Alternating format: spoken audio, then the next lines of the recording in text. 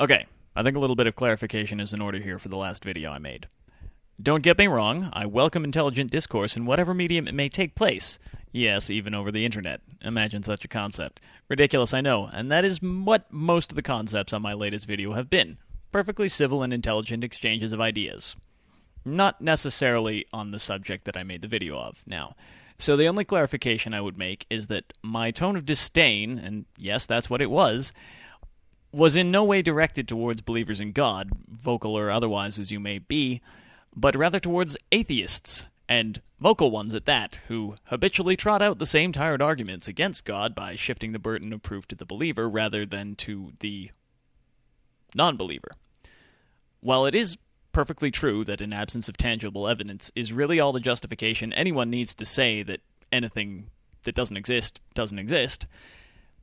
when you're talking about God, I find that to be an enormously intellectually lazy position to take, and it doesn't advance the argument anyway. It's only the atheist's version of how fundamentalist believers can simply shout out, well, it says in such and such a verse, believe in his love and you shall be saved, blah, blah, blah, blah. So too, atheists tend to fall back on the, show me proof of God. The burden of truth is on you if you claim to know everything. Show me the proof. They very, very often fall back on this, and it's very lazy and unnecessary.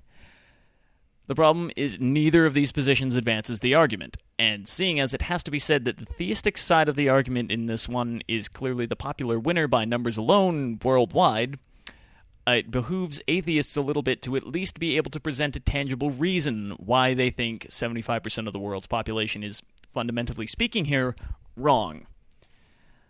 That was the intended thrust of my video, though possibly it didn't seem that way, and I would be lying if I said I didn't know perfectly well where the direction of the conversation and the responses was going to go, and, well, where they're probably going to go with this one too. But, once again, I'll repeat this plea to atheists who insist on posting their opinions on the internet. Atheists of the outspoken nature, if you are going to wave your middle finger at the fundamentally held beliefs of the majority of the world's population, please come up with a better reason than, oh, God is a logical fallacy.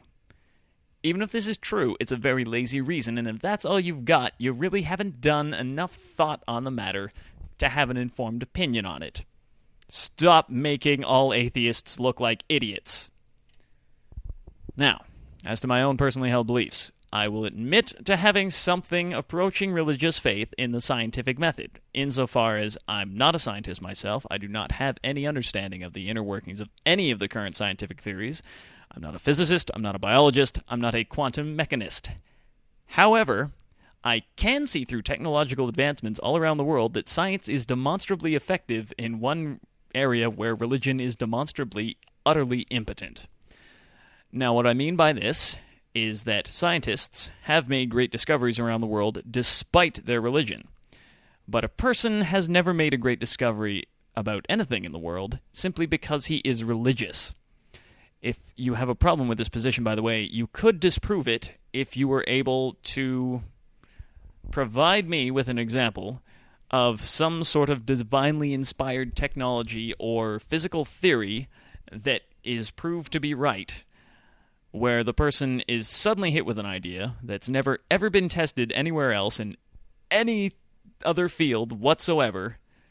First time they get it bang on, spot on, without having to sort of figure out how this thing works, because that's not a divine inspiration, that's just a person's mind connecting the dots and then figuring out how something works. That is, in fact, the scientific method, for lack of a better term.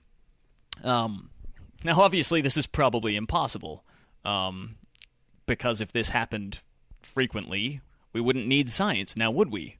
But because it doesn't happen, ever, to the best of my knowledge, feel free to prove me wrong if that's not the case, though.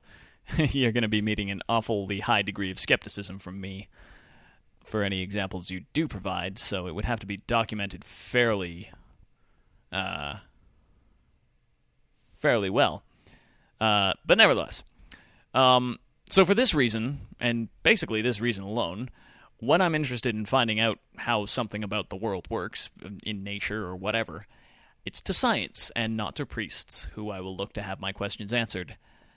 there are, of course, questions where science has no answers at all. And the great thing about science is that when that is the case, it tends to admit it. Rarely do scientists say, "Oh, we don't know, but science did it! For science!"